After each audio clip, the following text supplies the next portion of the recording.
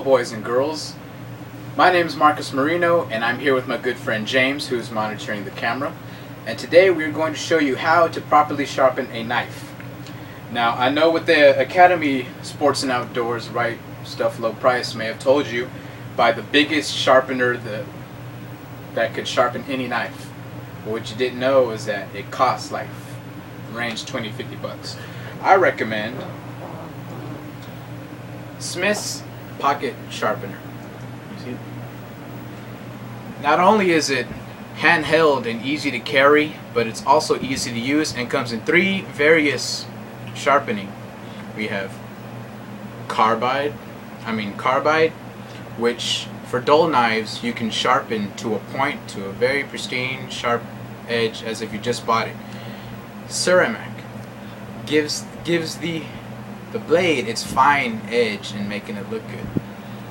Now this tri-diamond rod, this allows you to get into the teeth, the gator teeth of a jagged knife, if you have, depending on which one you have. Now I'm going to demonstrate for you the three different types of sharpening and the variations of the knives you will probably sharpen in your daily life. First we have my first knife, Smith & Wesson Extreme Ops knife. Notice how it is just a clean edge, nothing special, nothing tactical, just what you will do to sharpen the knife like this is that, notice on the sharpener it has a sort of indent for your finger to grasp. Now step number one would be to use the carbide, just in case if it's a rusted knife or whatnot. Now normal people would just yada yada yada yada, but for the pristine, precise, sharp edges that you may want in your knife, I recommend placing it right at the very closing folding. And once you have, depending on how sharp you wanted it, you could either do it like that. Oh, also make sure it is on a sturdy, flat surface to minimize any mis-sharpened edges. Alrighty. Now I don't have it on me, but for the cleaning of the iron filings that may fall off, I recommend using a sock, because the sock will be able, all its fibers will be able to capture all the filings of the iron that falls off the knife when you sharpen it. Now let's begin the sharpening process, shall we? Come closer. What you do when you first begin to sharpen, keep your fingers away from the blade and away from the sharpeners to reduce the risk of any cuts or finger loss. Now notice how I gently apply the knife on its folding, inner folding, instead of way back here. Now yes, for starters you could just go gradually 7 to 10 times depending on how sharp you want your knife. But with me being the person that I am, hunting and whatnot, I like to tilt it forward a little bit and then apply a little bit of force with my index finger. If you can hear the on the knife, that proves that not only hasn't been sharpened in a while, but that shows that it needs sharpening. Now if you want your knife to be by your side and helping you in whatever case it may be, I strongly advise to sharpen your knife every week or so, every Friday of every week. Now stepping up to the different levels of the knife sharpening, where to go. Don't be alarmed, people, this is just for demonstration and hunting use.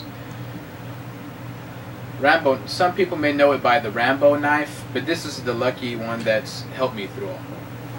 When you have a heavy knife such as this that may weigh a few grams between handle and blade, it's good to not apply so much pressure on the sharpener. For one, you can possibly damage the sharpener And two, it's good to kind of just go with the flow with this one because it already has enough weight to weigh down on the sharpener itself. So tilt it forward a little bit and not applying pressure with the index finger, just pull. I'm pretty sure y'all witnesses could have heard that too. That shows, yeah, this little bad boy hasn't been sharpened in a while either. Okay, that out of the way.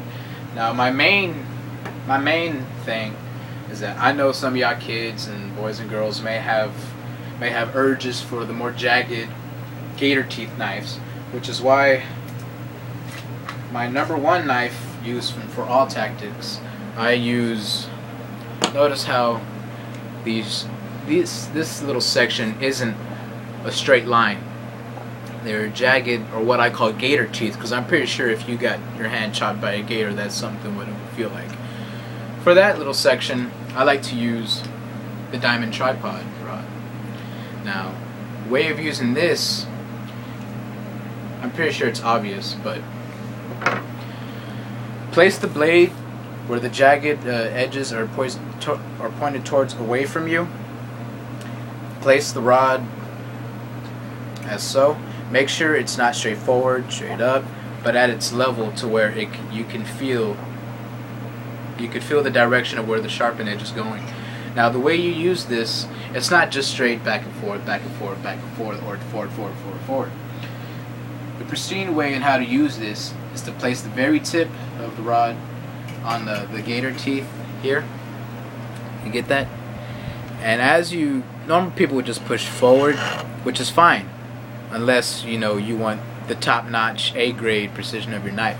What you do, as you push it forward, you will twist and repeat. Push and twist and repeat.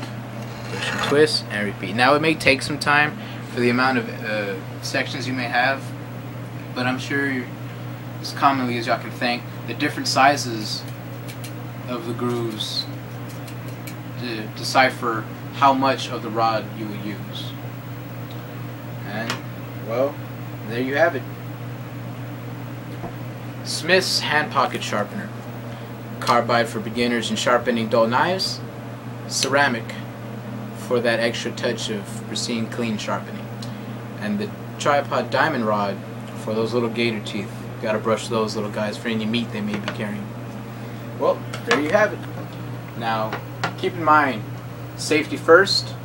I may not have goggles, but glasses will do the trick. Make sure no fans or no vents are pointed towards the iron filing pile that you may have. As pretty sure as y'all can know what iron does to y'all. But as of right now, I'd say the sharper your knife is, the more you can get out of it in your daily lives. Thank you very much for watching.